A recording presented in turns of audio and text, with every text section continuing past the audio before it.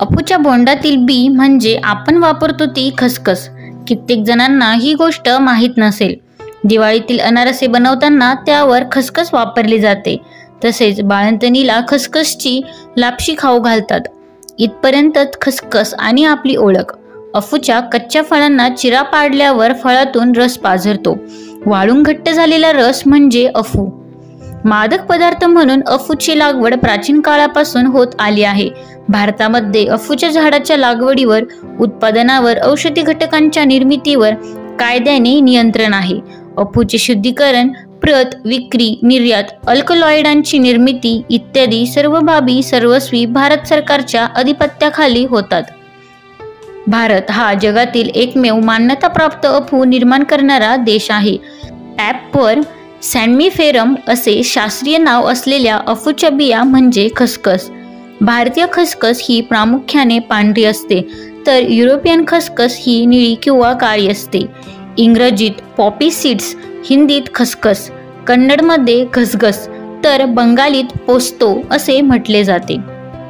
खसखशीचे कवच खूप कठीण असते, त्यामुळे ती दुधात किंवा पाण्यात काही तास भिजवून नंतर वाटली जाते. त्यानंतर कढईत कोरडी भाजून तिची पूड केली जाते. पाण्याबरोबर पेस्ट केली जाते. खसखशीत काही प्रमाणात ई जीवनसत्व, कॅल्शियम, फॉस्फरस, लोह, आयोडीन, मॅग्नीज, मॅग्नेशियम, तांबे, पोटॅशियम आणि जस्त यांचे प्रमाण असते. खसखशीच्या आवरणातील उपलब्ध तंतूंमुळे पोट साफ होण्यास मदत होते.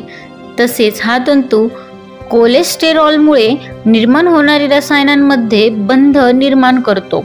त्यामुळे विघातक कोलेस्टेरॉल कमी होण्यास मदत होते आणि परिणामी हृदयरोगाचा धोका कमी होतो. खसखस वाटून अंगाला लावल्यास त्वचा मृदू होते. 2 चमचे खसखस रात्रभर पाण्यात भिजवून सकाळी खाल्ल्याने बुद्धी तल्लख होते. हाडांच्या मजबूतीसाठी आणि योग्य वाढीसाठी खसखस खाणे फायदेशीर ठरते. खसखसच्या नियमित सेवनाने आपली रोगप्रतिकार शक्ती वाढते. निद्रानाशावरही खसखशीचा काढा घेतल्यास उपयुक्त ठरतो. खूप जुलाब होत असल्यास खसखशीच्या बिया वाटून त्याची लापशी, किंचित जायफळ व सुंठ चूर्ण मिसळून घ्यावी. खूप कृश झालेल्या व्यक्तीने हिवाळ्यात खसखस लापशी जरूर घ्यावी. प्रकृती सुधारते. झोप येत नसल्यास साखर किंवा मधाबरोबर खसखशीचा काढा झोपताना घ्यावा. हाय ब्लड प्रेशर आणि रक्ताल्पता दुधातून खसखस घेतल्याने दूर होते. श्वसनासंबंधी विकारांवर दुधातून खसखस घेतल्यास त्वरित आराम पडतो. धन्यवाद.